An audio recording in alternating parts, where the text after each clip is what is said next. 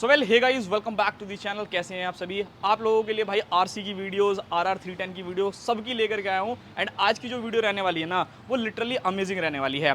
अगर आप इस कैटेगरी को देखते हो, यानी कि एक एडीवी, ये काफ़ी ज़्यादा अलग है। बिकॉज आज के टाइम के जो राइडर्स हैं ना भाई, वो स्पोर्ट्स बाइक से या नेकेड बाइक से कहीं ना कहीं धीरे धीरे जो है इस बाइक की तरफ भी शिफ्ट हो रहे हैं कि भाई हमें लॉन्ग टूर करना है, लंबे राइड्स पे जाना है। सो हम लोगों के लिए कौन सी बाइक बेस्ट रहेगी? वैसे अगर आप इंडियन मार्केट के अंदर देखोगे तो मैं बहुत सारे ऑप्शन तो नहीं कहूँगा, बट कुछ ऑप्शन जो है वो आप लोगों के लिए डेफिनेटली अवेलेबल है। लाइक आपको हिमालयन की तरफ जा सकते हो, केटीएम की एडीवीज की तरफ जा सकते हो, इवन वी स्ट्रॉम है, एक्सपल्स है। बट टीवीएस ने कुछ अलग ही लॉन्च किया है एंड मुझे लगता है कि ये कहीं ना कहीं काफ़ी लोगों को टारगेट करेगी, जैसे हमारे भाई को भी किया है। तो आज की वीडियो में भाई इस बाइक के रिलेटेड सब कुछ जानने वाले हैं। आखिर उन्होंने इसी बाइक को क्यों चूज़ किया, बाकी केटीएम्स, सुजुकी या फिर रॉयल एनफील्ड की तरफ जाने का क्या रीज़न था। एंड सबसे इंपॉर्टेंट थिंग कि अगर आप इसके इंजन को देखोगे तो ये न्यू इंजन है। मतलब जो आप लोगों को अपाचे 310 या आर में देखने को मिलता है वो अलग इंजन है। एंड ये बिल्कुल ही न्यू डेवलप्ड इंजन है जो कि 299 सीसी का है।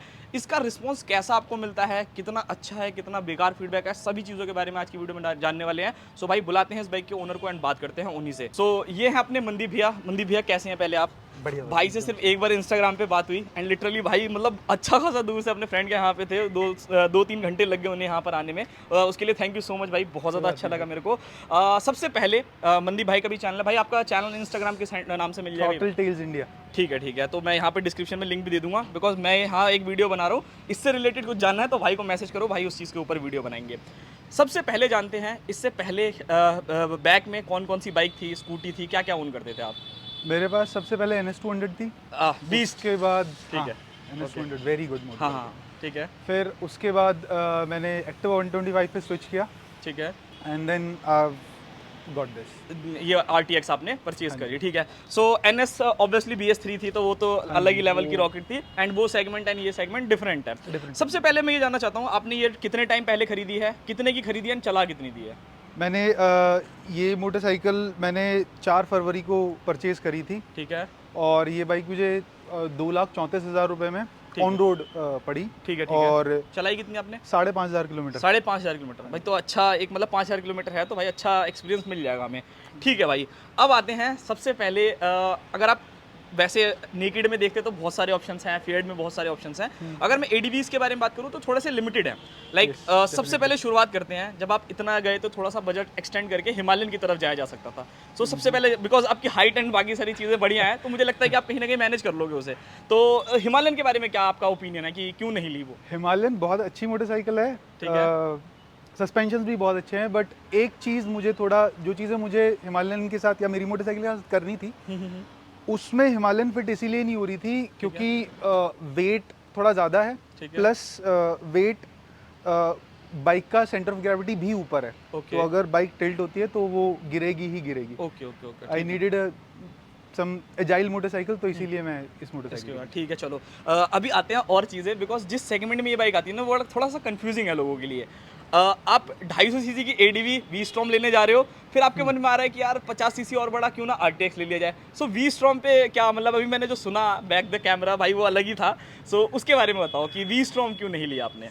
सबसे पहला मेरा जो ऑप्शन था RTX और वी स्ट्रॉम के बीच में, मैं काफ़ी कंफ्यूज था बिकॉज इससे पहले मैंने वी स्ट्रॉम चलाई थी। RTX जब मैंने खरीदी तो उससे पहले चलाई भी नहीं थी। ठीक है। तो वी स्ट्रॉम मेरे को बहुत ज़्यादा पसंद थी, बट वी स्ट्रॉम का सस्पेंशन थोड़ा सा हार्ड है इससे एज कम्पेयर टू दिस, ठीक है। और पावर कम है और फीचर्स ये तो हाँ फ्रेश लुकिंग मोटरसाइकिल है और फीचर्स ज़्यादा हैं, सो दैट्स व्हाई इसकी तरफ आपने फाइनलाइज किया। ठीक है भाई, देखो सवाल बहुत सारे हैं मेरे बाइक से रिलेटेड। भाई बहुत अच्छा मतलब अपने अपने तरीके से ऑब्वियसली उनको जो चीज़ें लग रही है वो बता रहे हैं। थोड़ा सा आते हैं एडीवीज की, जो कि केटीएम की तरफ से आती हैं। 250 सीसी का ऑप्शन भी है, लाइक वहाँ पर आपको सारी चीज़ें नहीं मिलती, फीचर्स ज़्यादा मिलते, पावर भी मुझे लगता है कि अच्छी मिल जाती है उस बाइक में। एडीवी 250 के बारे में बात कर रहा हूँ, और उसी में 390 को भी इंक्लूड कर लेते हैं। सो पहले 390 ना लेने का एक रीज़न, फिर उसके बाद 250 के बारे में बात करते हैं।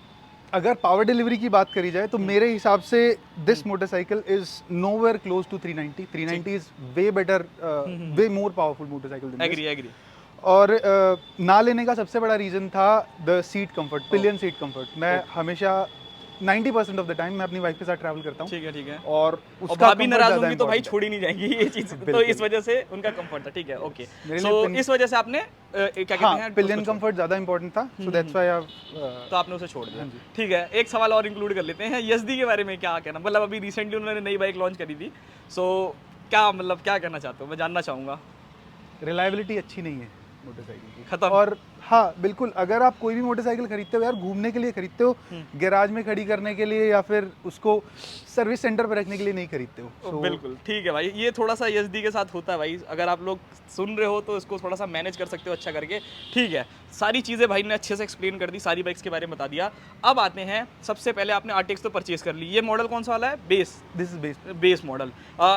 TVS ने आपको नई बाइक दी, पूरी अच्छी तरीके से एक ADV प्रोवाइड करी, उसी के साथ एक इंजन भी नया दिया। ये नहीं कि आपके अंदर जो 310 के अंदर आता है या जो RTR के अंदर आता है 310, वो वाला इंजन नहीं दिया। क्या कहना चाहते हैं आप इस इंजन के बारे में, क्या मतलब कैसा ओपिनियन है आपका इस इंजन के ऊपर? लाइक आप ऑलरेडी एक मतलब मैं कंपेयर नहीं कर रहा, बट NS 200 जैसी बाइक, वो भी BS3, सो वो रॉकेट थी भाई, उसमें कोई मतलब अच्छी टक्कर दे सकती है इस बाइक को, मेरे को जो लगता है। बट इस इंजन के बारे में आप क्या कहना चाहते हैं? नया इंजन है, ट्रैक्टेबल इंजन है, आप सिटी स्पीड्स पर बहुत आराम से ज़्यादा गियर्स पे कम स्पीड पे चला सकते हो। 3000-4000 RPM के आसपास आप बहुत अच्छे से इंजन पुल करता है। आफ्टर 5000 RPM इंजन पुल करना शुरू करता है, और 7,500 RPM के बाद इंजन थोड़ा वाइब्रेट करना शुरू करता है। Okay okay. तो लोअर RPMs पे अच्छा पुल करता है, ठीक है, मिड RPM पे अच्छा पुल करता है, हाई RPM पे पुल अच्छा करता है बट थोड़ा बज है। ठीक है, ठीक है, ओके, दैट्स इट। ठीक है, ये चीज़ है। वैसे आपने जैसे जो RTR 310 आती है, जो फेयर्ड आती है, नेकेड आती है, वो चलाई है कभी? हाँ जी। अच्छा, तो उसमें और इसमें पावर का कभी डिफरेंस, क्योंकि उसमें ऑब्वियसली 38 bhp आता है, हाँ जी। इसके अंदर 35 के आस समथिंग अराउंड है, तो आपको लगा कुछ? पावर डिलीवरी उसमें ज़्यादा क्विक फील, ज़्यादा रिस्पॉन्सिव फील होती है वो, बट उसमें सिग्निफिकेंटली ज़्यादा वाइब्रेशन है इससे। ये इंजन BMW के इंजन से ज़्यादा स्मूथ है। ओके ओके ओके, ठीक है, चलो ये चीज़ है। अच्छी बात है भाई। अब आते हैं, थोड़ा सा डायरेक्ट बात करते हैं। आपने 5000 किलोमीटर चलाया, लोगों को मेरी वीडियो में ये देखना है, प्रॉब्लम्स बता भाई तू कि क्या दिक्कत वो आई, वो इंपॉर्टेंट क्वेश्चन है। अच्छी चीज़ें तो दुनिया बताती है, मेरे को प्रॉब्लम जाननी है कि हाँ ये प्रॉब्लम आ सकती है अगर हम RTX लेते हैं। ठीक है, अगर आप बाइक को लेके चलते हो तो बहुत ज़्यादा प्रॉब्लम्स नहीं है, ठीक है, but problem is with the TVS, the brand itself, because आप इतनी अच्छी मोटरसाइकिल आपने बना दी है, निकाल दी है, बट उसको मेंटेन करने के लिए, क्योंकि इसको ज़्यादातर लोग Tier 2 Tier 3 सिटीज़ में से ही लेने वाले हैं, ठीक है, जो Tier 1 सिटीज़ वाले हैं उनके प्रॉस्पेरिटी ज़्यादा होती है, वो बड़ी बाइक्स की तरफ जा सकते हैं। Tier 2 Tier 3 सिटीज़ के लोग इसको लेने वाले हैं, ठीक है, बट आपके सर्विस सेंटर्स नहीं है वहाँ पे। ओके, ठीक है, मेरे को अपनी बाइक को सर्विस कराने के लिए 40 किलोमीटर दूर जाना पड़ता है। 40 किलोमीटर दूर? हाँ जी, जबकि मेरे घर के 7 किलोमीटर दूर सर्विस सेंटर है, बट वो लोग इस मोटरसाइकिल को हैंडल नहीं कर सकते। ओके ओके, ठीक है, अभी आएंगे थोड़ा सा और अच्छे से आएंगे सर्विस पे। ठीक है, ये एक प्रॉब्लम आपने बताया, और कोई प्रॉब्लम इसके अलावा? बाइक के अंदर एक इनिशियल स्टार्टिंग प्रॉब्लम थी, इसका जो स्टार्टर कॉइल होता है उसमें प्रॉब्लम थी, उसको रिकॉल करके दोबारा ठीक किया गया था। ठीक है, वो सारी RTX के साथ में था, और शायद से इसी वजह से डिलीवरीज भी लेट फ्री ऑफ कॉस्ट किया है वो? हाँ, वो free of cost, free of. वो 13,000 रुपए का पार्ट है। 13,000 रुपए का? हाँ जी, चलो सही है भाई, टाइम से चेंज हो गया। इन्होंने फ्री में मेरे को क्या सबको ही करके दिया है सारी मोटरसाइकिल्स में, और जो डिलीवरीज लेट हो रही हैं वो भी इसी वजह से लेट हो रही हैं कि जो मोटरसाइकिल मैन्युफैक्चर होकर रखी हुई हैं उनके भी कॉइल्स चेंज करके तभी डिलीवरी शुरू कर। नहीं, डिलीवरी पे आए हो तो यहाँ एक सवाल बनता है, आपको तो मिल गई भाई किस्मत से, क्योंकि भाई ने अभी जो मुझे चीज़ बताई बैक कैमरा की, ऐसे ऐसे करके मैं यहाँ गया था और मुझे ये, तो वो थोड़ा सा होता है ना कि आप किसी बाइक से ज़्यादा लगाव कर लो तो कहीं ना कहीं से वो मिल ही जाती है आपको। सो कैसे मिली ये बाइक? क्योंकि आपने बोला कि मैं घर से निकला गुस्से में, मैं कहा पैसे डालो जेब में, जौन सी बाइक मिल गई मैं उठा के ले आऊँगा, एंड आप V-Strom को लेने के लिए चले गए थे। हाँ, तो उसमें जैसे मतलब एबिलिटीज कम है या बिल्कुल ही नहीं मिल रही है बाइक, या फिर बहुत टाइम लगा रहे हैं, क्या चीज़ हो रही है? थोड़ा सा जानना चाहूँगा उस चीज़ के लिए।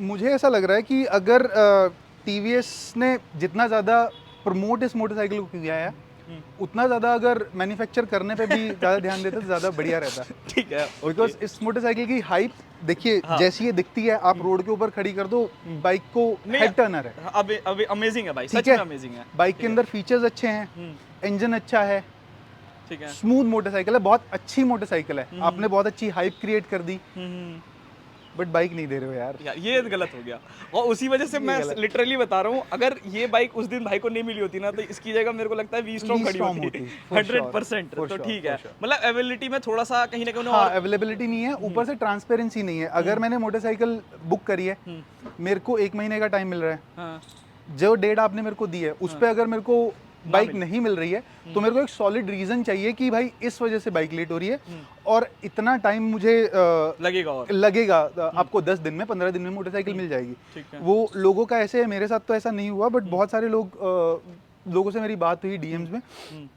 उनको पहले 1 महीने का टाइम मिला, फिर उसके बाद 15 दिन और 20 दिन और करते करते करते करते 4-4 महीने हो गए लोगों को बाइक बुक करे हुए। ठीक है। अच्छा भाई, आपने बेस मॉडल परचेज किया है, सो आपके पास ऑप्शंस थे, जो मेरे को लगता है बहुत अच्छी चीज़ है कि टीवीएस ने ये कर रखा है कि अगर आपको एक्स्ट्रा फीचर्स की ज़रूरत है या अगर आप चाहते हो कि नहीं मेरी बाइक एकदम टॉप मॉडल होनी चाहिए, सो आप बीटीओ की तरफ क्यों नहीं गए? मतलब आपने 2 लाख कितना खर्च किया इसके लिए?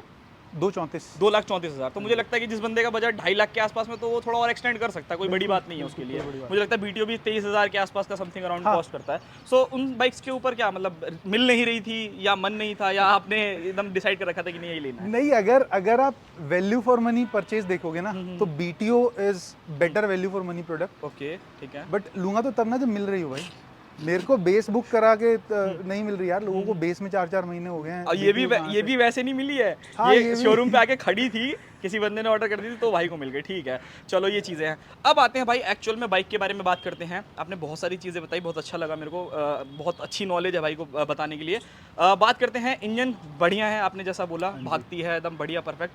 अब आते हैं कि जब इंजन पावरफुल है, सो ब्रेकिंग कैसा प्रोवाइड कर रही है? आगे पीछे दोनों का अलग अलग जानना चाहूँगा कि आगे का कैसा बिहेव करती है एंड पीछे का कैसा बिहेव करती है। अगर आप नॉर्मली अगर आपका विजन अच्छा है, दूर तक देख सकते हो, तो ब्रेक्स में प्रॉब्लम नहीं आने वाली। बट अगर पैनिक ब्रेकिंग के टाइम पे देखा जाए तो ब्रेक बाइट थोड़ा कम है। हाँ, ब्रेक बाइट कम है। और एक जब आप कोई केटीएम की मशीन चलाओगे तो आप समझोगे कि ब्रेक से, टायर से, मोटरसाइकिल से फीडबैक आता है। That feedback is not there. Okay, feedback उतना अच्छा नहीं है।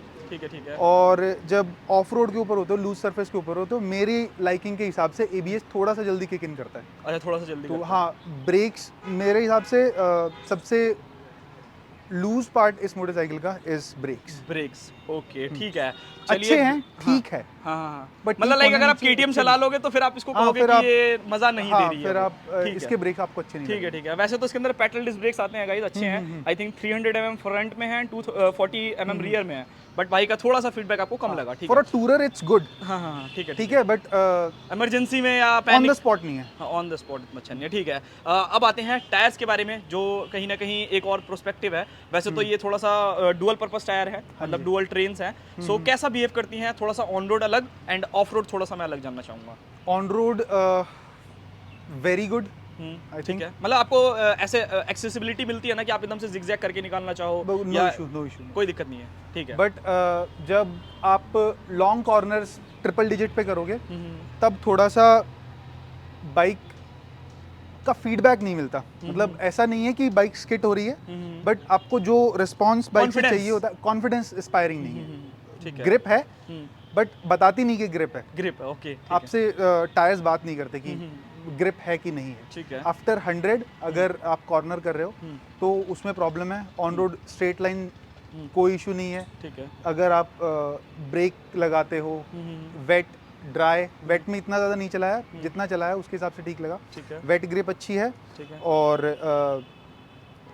ड्राई ग्रिप ओके, बहुत अच्छी है। ठीक है, ओके, ठीक है। चलिए, ऑफ रोड एवरेज, मतलब ठीक है। ऑफ रोड, हाँ, एक तरीके से कह भी सकते हैं, बिकॉज ये थोड़ा सा ऑन रोड ओरिएंटेड ज्यादा है ना, लाइक टूरिंग करने के लिए। अगर आपको 20% ऑफ रोड मिल जाता तो वो कर लेंगे। ठीक है, कोई इशू नहीं है उसमें, मतलब टायर्स ओके रिपोर्ट है। अब आते हैं सस्पेंशन फीडबैक, बिकॉज आपने कंफर्ट का नाम लिया, बिकॉज उसी वजह से आपने सीट कंफर्ट की वजह से 390 जैसी मशीन या 250 जैसी छोड़ी। कैसा सस्पेंशन फीडबैक है दोनों? लाइक आप ऑफिस से आना जाना भी करते हो उस बाइक से, थोड़ा सा कभी कभार ऑफ रोड, क्योंकि भाई ने देखो भाई ऐसा नहीं है कि ये बाइक सिर्फ खड़े होकर के दे रहे हैं। जो 5,000 किलोमीटर चलाए हैं सारे के सारे लॉन्ग राइड्स पे चलाए हैं, मतलब राजस्थान भाई जा चुके हैं, हिमाचल जा चुके हैं, कसोल एंड सारी चीज़ें कर चुके हैं। सो वहाँ जानना चाहूँगा, बिकॉज इंडियन रोड्स अनएक्सपेक्टेड है, कब गड्ढे आएंगे, कब अच्छा रोड मिलेगा, तो उसके बारे में क्या कहना चाहते हैं आप? मेरे ख्याल में best part of this bike is suspension. Suspension, okay, ठीक है। एक्सीलेंट। अगर आप BTO लेते हो एडजस्टेबिलिटी मिलती है, ठीक है, ये भी बुरे नहीं है, बहुत अच्छे सस्पेंशन है। जो प्री एडजस्ट होकर के आए हैं हाँ, पहले। रेयर सस्पेंशन मैंने ना एक क्लिक ऊपर ना एक क्लिक नीचे, जो मुझे फैक्ट्री सेटिंग्स मिली थी उसी पे चल रहा है। और अभी तक लगेज विद पिलियन नहीं किया है, but with pillion and rider very excellent suspension. ठीक है, ओके। अच्छा, एक आधी सवाल और ज़रूर इंक्लूड करूंगा। लाइक मैंने रील पे कुछ वीडियोस देखी थी कि जब KTM की जो ADVs है उसका जो फ्रंट का वाइजर है, लाइक जैसे ये आपको वाइजर प्रोवाइड कर रखा है, सो एक तो सबसे पहले वैसे तो आपकी हाइट अच्छी है, मतलब अच्छे, कितनी हाइट होगी भाई आपकी फिर भी? मेरी 5'11". 5'11" है। सो उसमें क्या लोगों को इशू आ रहा था कि जब कोई छोटा बंदा बैठता था तो उसकी आंखों के पास में ही आता है। इसके साथ ऐसा कुछ, या फिर विंड ब्लास्ट जो है वो मतलब ऑब्वियसली उसको कम करने के लिए दिया गया है, बट क्या इरिटेट करता है वो चीज़ की जब आप जैसे मान लो आप ट्रिपल डिजिट कर रहे हो हाईवे पे, तो ऐसा लग रहा हो कि यार बहुत ज़्यादा मतलब फरफराहट की आवाज़ आ रही है या बहुत ज़्यादा साउंड कर रही है, ऐसा कुछ इस बाइक के साथ? टिल 85-90 कोई इशू नहीं है, ठीक है। But for my height after 85-90 के बाद आपको विंड बफेटिंग महसूस वो सीधा हेलमेट पे ऑब्वियसली भाई की हाँ। थोड़ी हाइट ज़्यादा है तो वो आती होगी, ठीक है, ओके। तो मतलब बहुत इरिटेट करती है या मैनेजेबल है कि नहीं ठीक है चलो इतना तो टिल 100 मैनेजेबल है, उसके बाद या तो थोड़ा सा आपको अंदर वो होना पड़ेगा? नहीं, मैं उससे अच्छा इसको थोड़ा एक्सटेंड करा लूँगा। अच्छा, ओके, ठीक है, चलो मतलब प्रॉब्लम नहीं है। नहीं, प्रॉब्लम नहीं है। मैक्सिमम आप 100 से ऊपर इंडियन रोड्स पे जा भी नहीं सकते। आप 80-90 अगर अच्छे से क्रूज करते हो, अगर हाईवे की स्पीड 80 किलोमीटर है, आप 90 तक जाओ, कोई इशू नहीं आएगा। ठीक है, मस्त चला लोगे आराम से। No problem with engine, no problem of wind buffeting, nothing. ठीक है, ओके। चलिए अब आते हैं एक ऐसा सवाल जो वैसे ADVs के लिए बना नहीं है, ऑब्वियसली आप इतना पैसा खर्च कर रहे हो, शौक के लिए कर रहे हो, बट ठीक है, लोग ऐसा भी होते हैं कि एक हफ्ते में एक बार मुझे लॉन्ग राइड्स करनी है, बट 6 दिन मुझे सिटी में चलानी है। माइलेज मैंने लोगों का रील देखा है 43 एवरेज, 45 एवरेज, 40 एवरेज। भाई क्या ये सच में ऐसा है हकीकत में कि 40 तक का एवरेज या 43 तक का एवरेज ये दे रही है आपको? मैं अभी एक चीज़ आपको दिखाता हूँ। बिल्कुल। अभी मैं अब जैसे कि आपको बताया कि आप हाईवे से ही आ रहे हो, बिल्कुल करनाल होके आया हूँ मैं, ठीक है। और आई वाज क्रूजिंग एट, मतलब अब ये सिटी में भी चल रहा है, ठीक है। और जो एवरेज जो स्पीड है इट्स 68 ऑलमोस्ट 70, ठीक है। अब इसमें मैं बिल्कुल भाई यहाँ पर आप चेकआउट कर ट्रैफिक के सकते ऊपर हो, था। ये देख लो, ठीक है, ओके। मैं स्टक ट्रैफिक में भी था, और जब मैं हाईवे पे चल रहा हूँ, ठीक है, मेरा जो क्रूजिंग जो एरिया है वो रहता है इन बिटवीन 85, 90 एंड 100, ठीक है। समटाइम्स 110। हाईवे पर बहुत अच्छा परफॉर्म करती है, माइलेज आप देख सकते हो। 36 का एवरेज दे रही है अभी। 36 का माइलेज, और मीटर भी काफ़ी एक्यूरेट है, 1-2 किलोमीटर ऊपर नीचे मीटर भी स्पॉट ऑन है। ऐसा नहीं है कि कुछ दिखा रहा है कुछ दे रहा है, नहीं। 36 यार ठीक ही है मेरे हिसाब से, बहुत अच्छी है। मेरे पास R15 है, मुझे 35 देती है, जबकि इससे आधा इंजन है वो, ये 300 वो राइडिंग स्टाइल के ऊपर बहुत ज़्यादा डिपेंड करता है। मैं मुझे मेरी बाइक्स को बहुत ज़्यादा हार्ड एक्सेलरेट करना पसंद नहीं, बहुत हार्ड ब्रेक करना पसंद नहीं है, मतलब मिड में बिल्कुल हाँ, बीचों-बीच, ठीक मैं है। अगर मेरे को ब्रेक दिख जाता है, ट्रैफिक है, मैं इंजन स्लो कर लेता हूँ, ठीक है, एंड देन व्हेन आई पुल तो मैं जेंटली पुल करता हूँ, ठीक है। जेंटली, तो हार्श नहीं करते, मतलब जैसे मैं करता हूँ, रेड लाइट जैसी ग्रीन हुई भगाना शुरू, ठीक है। अगर भगाओगे तो it could go below 30 on highways, और अगर शहर में वैसे ही चलाओगे तो 25 भी देती है। 25 कंप्लीटली राइडिंग स्टाइल के ऊपर डिपेंड करता है। जिस तरह से मैं चलाता हूँ मुझे बहुत अच्छी माइलेज मिलती है। ठीक है। चलिए अब आते हैं दूसरे 2 सवालों पे जो मेरे हिसाब से ज़रूरी है, बिकॉज ये 2 ऐसे रीजंस है जिसकी वजह से अपाचे RTR एंड वो भी बहुत ज़्यादा बदनाम है। एंड क्या ये इंजन है या नहीं है? वाइब्रेशंस, जैसा आपने बोला कि थोड़ा सा आता है, थोड़ा सा और अच्छे से एक्सप्लेन हो जाए। एंड हीटिंग इशू जानना चाहूँगा। वैसे तो आई थिंक शायद ये रिवर्स इंक्लाइन इंजन नहीं है, ये फ्रंट से इसका एग्जॉस्ट जो आता है उनमें थोड़ा सा रियर आता है, तो हीटिंग इशू के बारे में आप क्या कहना चाहते हो? बिकॉज आप राजस्थान लेकर के गए थे इस बाइक को लेते ही, सो मुझे लगता है कि थोड़ा सा इस चीज़ के बारे में आप और अच्छे से एक्सप्लेन कर सकते हैं। ओके, ये डबल कूल्ड इंजन है, ऑयल कूल भी है और लिक्विड कूल भी है, ठीक है। लिक्विड इधर, हाँ, यहाँ पे कूलेंट यहाँ पर आ जाएगा, कूलेंट यहाँ पे आता है। ओके, ठीक है। इसमें सबसे सही चीज़ क्या है, जो इसका फैन है, फैन का जो ये जो पार्ट है, दिस इज द डक्ट।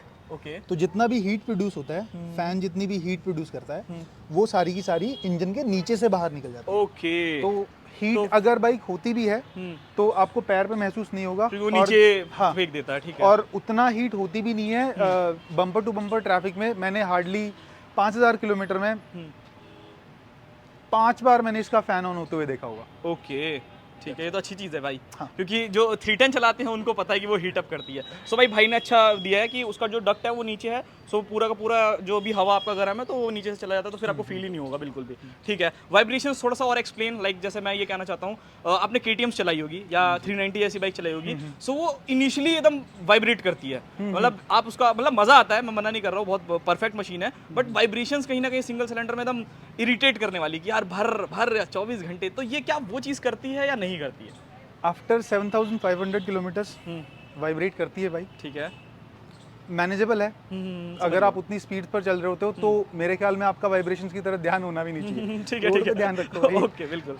और ठीक है। उससे नीचे देयर इज अ स्लाइट बज, हम्म, वाइब्रेशन नहीं कह सकते, फुट पैक्स का पर फील होती है। और अगर आपने ग्लव्स वगैरह पहन रखे हैं, बूट्स वगैरह पहन रखे हैं, तो वो भी उतना नहीं होगा। ठीक है। 7,500 RPM तक आपको वाइब्रेशन नहीं फील होंगे। अगर आप इसको कंपेयर करते हो फ्रॉम स्मॉलर मोटरसाइकिल्स, अगर आप इसको कंपेयर करोगे विद V-Strom, तो आपको डेफिनेटली वाइब्रेशंस लगेंगे। But obviously Japanese and Indians engine थोड़ा इन सा- जनरल हाँ, ठीक है, ठीक आई है। डोंट थिंक कि ठीक, वाइब्रेशन है, ओके। परेशान नहीं करती है। ठीक है।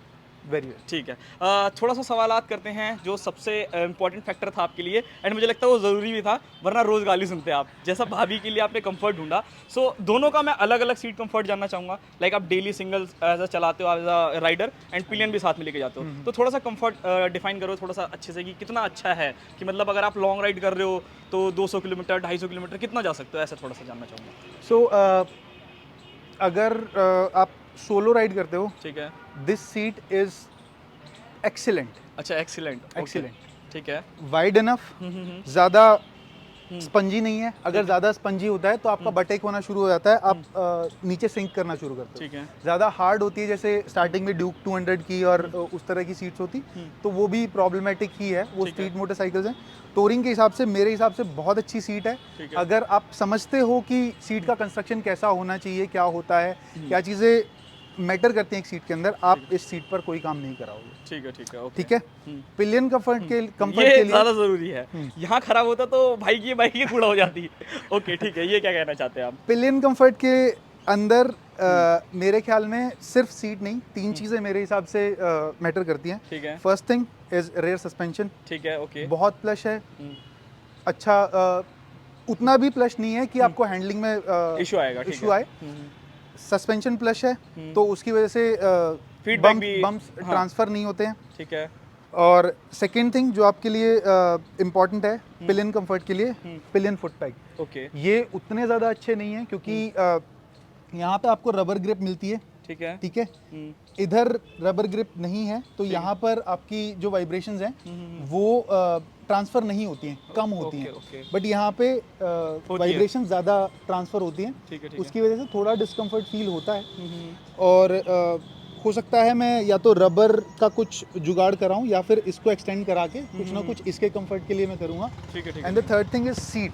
सीट वाइड इनफ है, हाँ, और यहाँ पे जो फोम है वो ज़्यादा है, इधर ठीक है। फोम थोड़ा सा कम है। ठीक है। So I think I will go for the air seat ठीक फॉर है, पिलियन।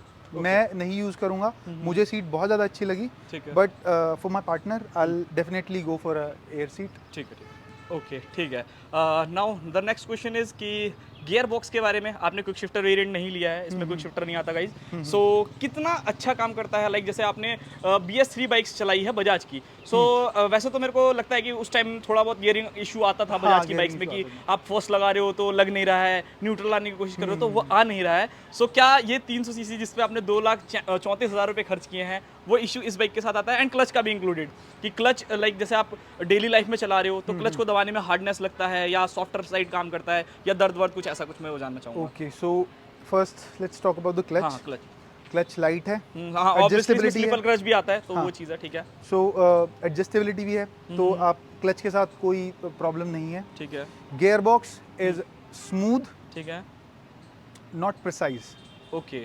ठीक है, गियर बॉक्स अच्छा है, बहुत अच्छा नहीं है। समटाइम्स हेयर एंड देयर आपको मिसशिफ्ट देखने को मिलेंगे, ठीक है। स्पेशली जब आप फर्स्ट टू सेकंड जाते हो, 100 में से 2-4 बार, and in 5th to 6th वहाँ पे आपको थोड़ा सा once in a while problem देखने को मिल सकती है, है। But otherwise gear shifting is smooth ठीक है और मोस्टली प्रिसाइज। ठीक है ओके। चलिए ये चीज़ आपने बता दी। अच्छा एक फ़ीचर आपके साथ बहुत अच्छी किस्मत है कि इन्होंने जो यहाँ पर ये फ़ीचर दिया गाइस हैज़ार्ड के जस्ट बगल में आप देखोगे, सो वो है क्रूज़, जो केटीएम वालों ने मिस कर दिया था जब एडीवी लॉन्च करी तो एस में वो सॉरी दिया, एंड जो उसका नॉर्मल वाला वेरिएंट था उसमें नहीं दिया। सो आपके साथ ये चीज़ अच्छी हुई है कि आपको एटलीस्ट क्रूज मिल गया, बिकॉज ऑब्वियसली आप लॉन्ग टूर करोगे। सो कितना अच्छा ये काम करता है एंड कितना एक्यूरेट है। लाइक जैसे आपने कार्स भी चलाई होगी, क्रूज कंट्रोल जैसे ही आपने ब्रेक्स पुश किए तो वो तुरंत डीएक्टिवेट हो जाता है, जैसे ही उस स्पीड पे आता है तो वो एक्टिवेट हो जाता है एंड बहुत अच्छे तरीके से काम करता है। सो इस चीज़ के बारे में आप क्या कहना चाहते हैं, इस फीचर के बारे में? ओके सो यूज़ किया है आपने, वैसे किया तो होगा हाँ, ही मेरा। हाँ cruise ठीक है control ठीक है ओके इसमें दो चीज़ें हैं। ठीक है। फर्स्टली एंगेज होता है नहीं होता है जब तक अपडेट नहीं हुई थी मोटरसाइकिल। इनिशियली जब मोटरसाइकिल आई, बिफोर सेकंड अपडेट, 2 बार अपडेट हुई है मेरी मोटरसाइकिल। ठीक है। सो फर्स्ट अपडेट के बाद क्रूज कंट्रोल ठीक हो गया, नहीं तो कई बार एंगेज नहीं होता था। ओके ओके ठीक है। सेकंड थिंग है क्रूज कंट्रोल, मतलब अभी इट्स परफेक्ट। अच्छा अच्छा ठीक है ओके। कभी मिसशिफ्ट नहीं होता कभी। सेकंड थिंग है क्रूज कंट्रोल की functionality, that is very nice. आपने क्रूज कंट्रोल एंगेज किया, ठीक है। आपने 2 सेकंड तक क्लच दबाया, 2 सेकंड तक अगर आपका क्लच एंगेज्ड है, क्रूज कंट्रोल डिसएंगेज हो जाएगा। ओके ठीक है। आप ब्रेक्स अप्लाई करते हो, डिसएंगेज हो जाएगा। अच्छा ब्रेक पे तुरंत हाँ जी, डिसएंगेज हो जाएगा। मतलब हल्का सा भी आपने पुश किया तो वो तुरंत डीएक्टिवेट हो जाएगा। हाँ जी। ठीक है। When you shift gears, clutch दबाया, आपने शिफ्ट अप किया, क्रूज कंट्रोल उसी के हिसाब से अपनी स्पीड एडजस्ट कर लेगा, आरपीएम एडजस्ट कर लेगा। अगर आप 60 पे क्रूज कर रहे हो, 5th गियर के अंदर क्रूज कंट्रोल ऑन है, आप क्लच दबाओ, 6th में शिफ्ट करो, 60 की अगर आप 4000 आरपीएम पर हो, 3500 आरपीएम पर पहुंच जाओगे। आप गियर शिफ्ट कर सकते हो, क्रूज कंट्रोल फंक्शनैलिटी के हिसाब से it's okay report. Right now it's perfect. ठीक है ठीक है। अच्छा एक चीज़ मैं यहाँ पर इंक्लूड करना चाहूँगा, आपके पास throttle by sorry Ride by wire अच्छा इसमें राइड बाय वायर है ना? हाँ ठीक है ठीक है। मैं वही कंफर्म कर रहा था। सो राइड बाय वायर टेक्नोलॉजी है। सो मैंने क्या चीज़ ऑब्जर्व करी थी जब इन्होंने RTR 310 जो नेकेड वाली आती है उसको लॉन्च किया था, तो होता क्या था लोगों के साथ, मैंने चलाया भी एक्चुअल में, वो महसूस किया है कि जब आप एकदम से पुश करते हो सो वो उतने करेक्ट तरीके से काम नहीं करता। पहली चीज़ ये। सेकंड चीज़ क्या थी उस बाइक के अंदर, मान लो आपने हार्ड पुश किया, अब आपने एक्सीलेटर छोड़ा तो बाइक को एकदम ऑन द स्पॉट जैसे आपने छोड़ा काम करना चाहिए कि रुक नहीं चाहिए वो, बट वो कुछ टाइम बाद जा करके मतलब वो करती थी कि रुक रही है। सो आपके साथ ऐसा कुछ हुआ है क्या अभी तक? थोड़ा लैग है Lag है। थ्रॉटल के अंदर, फ्रिक्शन ऑफ सेकंड्स का लैग है when you pull the throttle, और जब पुश करते हो थ्रॉटल को छोड़ते हो, देन वही चीज़ है जो थोड़ा सा लेट रिस्पॉन्स करता है। ओके ठीक है ठीक है। इनिशियली जब ये मोटरसाइकिल आई थी, हाँ बिलो 3000 आरपीएम, मेरे को फ्यूलिंग भी थोड़ा सा अप डाउन लगता था, थ्रॉटल थोड़ा सा स्नैची फील होता था। समझ गया कि अप डाउन कर रही हाँ कर रही हाँ हो। ठीक है ठीक है अब अपडेट के बाद, सेकंड अपडेट के बाद वो चीज़ भी खत्म हो गई है, ठीक है। और हाँ थ्रॉटल हल्का सा लैगी फील होता है। लगी फील होता है। ठीक है चलिए भाई, एक दो सवाल और हैं उसको करके खत्म करते हैं। सबसे पहले मिरर्स के बारे में, विजिबिलिटी कितनी प्रोवाइड करते हैं ये पीछे की? Visibility 7 out of 10। ओके ठीक है, मतलब बहुत अच्छा नहीं है बहुत बेकार नहीं है, बीच में ठीक ठाक है, काम चल जाएगा आपका। ओके सेकंड मेरा सवाल रहने वाला है आपसे ये, आपने लॉन्ग राइड्स करी, ऑब्वियसली अनएक्सपेक्टेड होती हैं कि कभी आपको नाइट में भी, वैसे तो राइडर्स यही चाहते हैं कि वो जल्दी अपनी डेस्टिनेशन में पहुंच जाए कि रात को ना चलानी पड़े, बट इन सम केसेस अगर आपको नाइट में चलानी पड़ती है, सो इस बाइक की, क्योंकि मैंने एक्स्ट्रा ऑक्सिलरी लाइट्स तो देखी नहीं है, सो कितना अच्छा ये एलईडी का जो है वो सेटअप आपके लिए काम करता है? थोड़ा सा सिटी एंड थोड़ा वैसे हाईवेज का दोनों को जानना चाहूँगा, कितना बढ़िया काम करता है ये? अगर आप टूरिंग मशीन्स के बारे में बात करो, I think first is Dominar, ठीक है सेकंड इज 390 जो नई वाली आई है, ठीक है आफ्टर दैट दिस, ठीक है best headlight, best. First Dominar, second adventure 390 जो नई वाली आई है, ठीक है ठीक है। Third is- हाँ उसमें प्रोजेक्टर लाइट दे रखा है ना, थोड़ा सा उसका होता है। लाइट्स अच्छी कैसे हैं? एक तो थ्रो अच्छा है, ठीक है।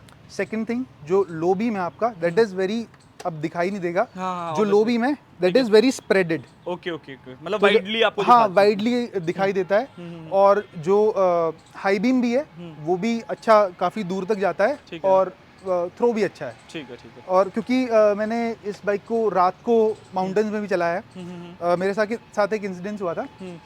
अब जो लोग गए हैं वहाँ पर उनको पता होगा चौपता गया था मैं लास्ट राइड पे, होली पे मैं चौपता था। ठीक है। सो चौपता जब आप हो तो तुंगनाथ जी वहाँ पे नहीं होते हैं, वो नीचे मक्कू मठ में होते हैं।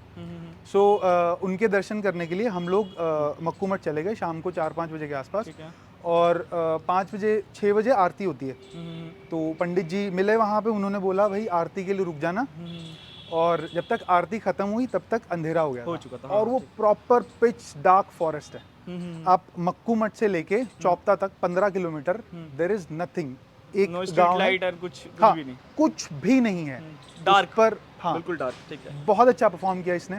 क्या होता है स्प्रेडेबिलिटी की मैं क्यों बात कर रहा हूँ, बिकॉज जब आप कोई यू टर्न लेते हो या जब कर्व ले रहे होते हो तो आपको मतलब वाइड देखना होता है। जो कुछ प्रोजेक्टर लाइट्स होती हैं जो बिल्कुल स्ट्रेट होती है, थ्रो तो अच्छा होता है, स्ट्रेट लाइन में तो अच्छा दिखता है, but when you are in the mountains तो आप कर्व नहीं देख पाते हो। ठीक है। ठीक है। और हाई बीम करके मैंने बाइक को चलाया, so when you lean the motorcycle spread अच्छा है, और हाई बीम हल्का सा टिल्ट अपवर्ड्स है, तो वो कर्व भी बहुत अच्छे से दिखाई देता है। मतलब headlight is very good, spot on. ठीक है, ओके।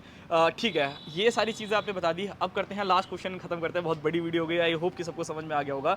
सर्विस कॉस्ट कितना आया इस बाइक का, and what about the TVS, like जैसे आपने बोला कि जो स्टार्टिंग के इसके कॉइल में प्रॉब्लम आ रहा हाँ था, जी। तो जब आपने उनको बताया तो क्या उन्होंने एक बार में सुना कि नहीं भाई अगले बंदे को प्रॉब्लम आ रही है एंड हमें क्या कहते हैं रेक्टिफाई करके फटाफट से उसे सॉल्व करना है? सो इस चीज़ के बारे में क्या, पहले सर्विस कॉस्ट जान लेते हैं, कितनी करा ली है एंड कितने की हुई है वो, फिर उसके बाद उसके बारे में बात करते हैं। इस बाइक को मैं 2 बार सर्विस करा चुका हूँ। ठीक है। First second. हाँ, फर्स्ट सेकंड सर्विस ठीक है। हो चुकी है मेरी। सो सर्विस कॉस्ट, पार्ट्स ठीक हैं, तो बाकी सारी मेरे को एक ही चीज़ थोड़ी सी प्रॉब्लमेटिक लगी, द इंजन ऑयल। ठीक है। अब इंजन ऑयल इससे पहले जब मैं एनएस ओन करता था उसमें मोटूल का 7100 डलता था, which is full synthetic oil. ठीक है। 6000 किलोमीटर तक चलता था, ठीक है। And that oil costs me 900 rupees. ठीक है। ठीक है। ओके। और जो टीवीएस का ऑयल है दैट इज़ 5W50। ठीक है। उस ग्रेड का ऑयल आप स्कूटर्स में डालते हो, बाइक्स के अंदर डालते नहीं हो, और कोई भी बड़ा मैन्युफैक्चरर उस ग्रेड का ऑयल नहीं बना रहा है, ना मोटूल बना रहा है, ना लिक्विड मोली बना रहा ठीक है। है। तो आपको टीवीएस के साथ ही रहना पड़ेगा। ओके। ठीक है, ठीक है। टीवीएस के साथ ही रहना पड़ेगा इंजन ऑयल में। और इंजन ऑयल की कॉस्ट समवेयर, अब आफ्टर ये जब वॉर हुई इसके बाद जो इंजन ऑयल मेरे को पड़ा that was I think 1900 something. 1900? Yes. Oh, costly है। नहीं, ये चीज़ मैं एग्री करूंगा, ये चीज़ मेरे साथ भी है। मेरे पास जुपिटर 125 है। सो उसका इंजन ऑयल, मतलब आई एम लिटरली शॉक कि 900 रुपये का इंजन ऑयल है एक स्कूटर का। मतलब कहाँ स्प्लेंडर भाई, वो 400 रुपये में सर्विस होकर के आ सकती है, और आप 900 इंजन ऑयल, मतलब काफ़ी कॉस्टली है यार। इंजन ऑयल कॉस्टली है। बाकी 2000 रुपये पहुंच गया एक तरीके से पूरा। अब मुझे लगता है आप मॉड्यूल लेने जाओगे तो आपको ज़्यादा चीपर पे पड़ जाएगा। मॉड्यूल मैं बता रहा हूँ 1 लीटर इंजन ऑयल डलता था, 1 सवा लीटर डलता था NS200 में। ठीक है। That 1200 रुपये के आसपास मेरे को लगता है। हाँ, वो उतना कॉस्ट करता था। क्योंकि मैंने भी यूज़ कर रखा है। ठीक है, ओके। और ये मेरे को 1900 रुपये का, 1800 रुपये तो का। फिर टोटल ओवरऑल कॉस्ट कितनी आई फिर आपकी सर्विस की? 2400 रुपये। सेकंड तो सर्विस। क्या कहना चाहते हो? ओके, ज़्यादा एक्सपेंसिव है? Little bit expensive. बाकी सब कुछ सही है, सिर्फ इंजन ऑयल का प्राइस थोड़ा ज़्यादा लगा, रेस्ट एवरीथिंग। नहीं, कुछ ज़्यादा है, थोड़ा नहीं है, ये कुछ ज़्यादा ही है। और बस इसमें 1 लीटर डलता होगा, 1.5 लीटर के बस 1900 रुपये का यार। चलो ठीक है भाई, कमाओ भाई टीवीएस वालों, हमसे ही लूट लो भाई सब कुछ। ठीक है। ये थोड़ा फीडबैक, लाइक जो मैंने आपसे पूछा कि जब आप अपने प्रॉब्लम के लिए लेके गए थे जो आपको आ रही थी, तो एक होता है कि जैसे मैं यामाहा ऑन करता हूँ, मेरे रेडिएटर फैन खराब हुआ, मैंने एक बार बोला भैया इसमें ना रेडिएटर फैन की दिक्कत आ रही है। उन्होंने चेक किया, सब कुछ क्या कहते हैं दिख गया कि हाँ ये खराब है, अंडर वारंटी है, फटाक से चेंज करके खत्म काम।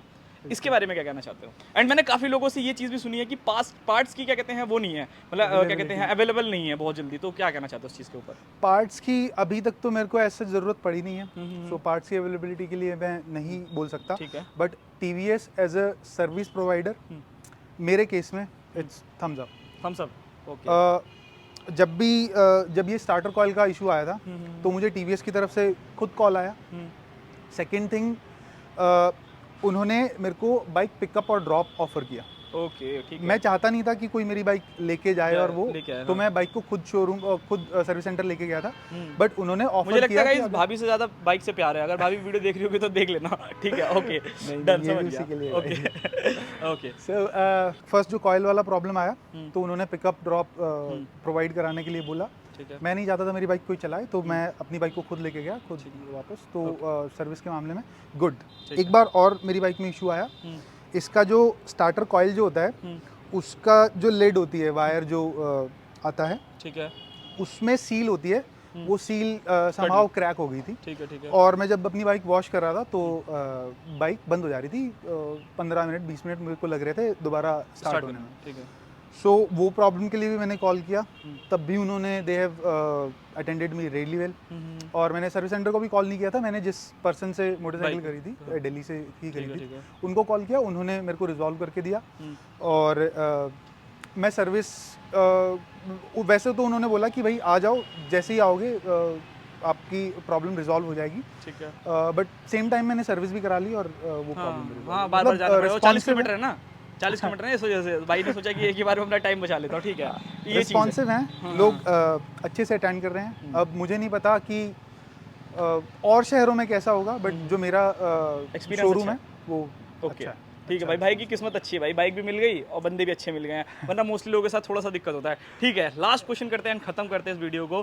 क्या अगर कोई अभी प्लान कर रहा है कि मुझे एक एडीवी चाहिए, एंड उन्होंने लिस्ट में रखा है सब, क्योंकि ये एक ऐसी कैटेगरी है कि अगर इससे नीचे देखोगे 50 सीसी में केटीएम की 250 है, वी स्ट्रॉम है, ऊपर जाओगे तो हिमालयन एंड केटीएम मिलती है। सो आपका क्या इस चीज़ के ऊपर राय है कि क्या किसी बंदे को डायरेक्ट आरटीएक्स की तरफ चले जाना चाहिए, कि मतलब भाई जा सकते हो आंख बंद करके, कोई दिक्कत परेशानी नहीं आएगी, मजा आएगा आप लोगों को बाइक के लिए? इसके बारे में क्या कहना चाहते हैं? Okay, I think TVS is very smart with this product, ठीक है, because there is nothing in the market जो इस प्राइस पॉइंट में ऐसे दिखता हो, इस तरह का परफॉर्मेंस प्रोवाइड करता हूँ, एंड फीचर्स भी जो हाँ, मुझे लगता है। फीचर्स सारी चीज़ें। ठीक है, अब आप अगर सिमिलर प्राइस ब्रैकेट में अगर आप जाओगे तो आपको वी स्ट्रॉम मिलेगी। ठीक है, दिस इज बेटर, फार मोर, मतलब हर चीज में ही अच्छी हाँ, है मुझे जहाँ तक, जो डायरेक्ट बोलने वाली बात है। बस हाँ, इंजन को छोड़ के बाकी सारी चीजों में ही अच्छी है। हाँ जी, बस ये चीज़ है। ठीक है, और जब आप इससे बेटर मोटरसाइकिल्स के अंदर जाते हो, 390 एडवेंचर या फिर हिमालयन के अंदर जाओगे, या फिर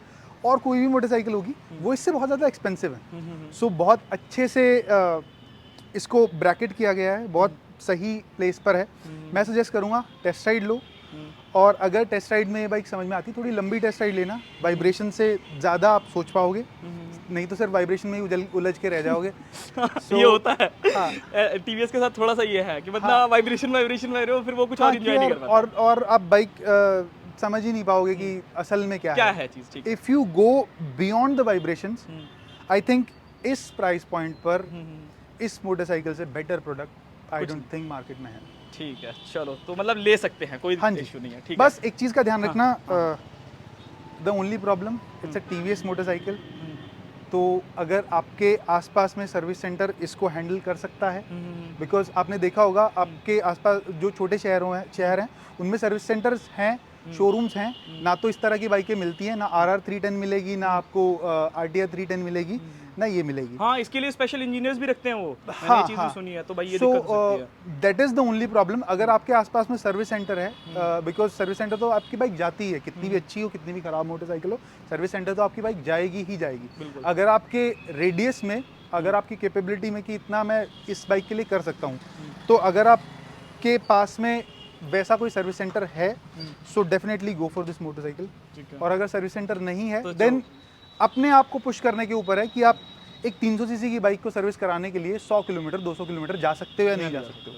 ठीक है, समझ रहे हो? अगर मैं बहादुरगढ़ में हूँ, मेरे घर से पास में सर्विस सेंटर 40 किलोमीटर, मैं जा सकता हूँ। सेम टाइम अगर मैं रोहतक में रह रहा होता, मेरे को डबल 100 किलोमीटर्स पड़ जाता। बिल्कुल। तो क्या मैं वो कर सकता हूँ? अगर आप वो कर सकते हो, then this is the fantastic motorcycle. It's beyond anything that you can get in this price point. Okay, और that's it.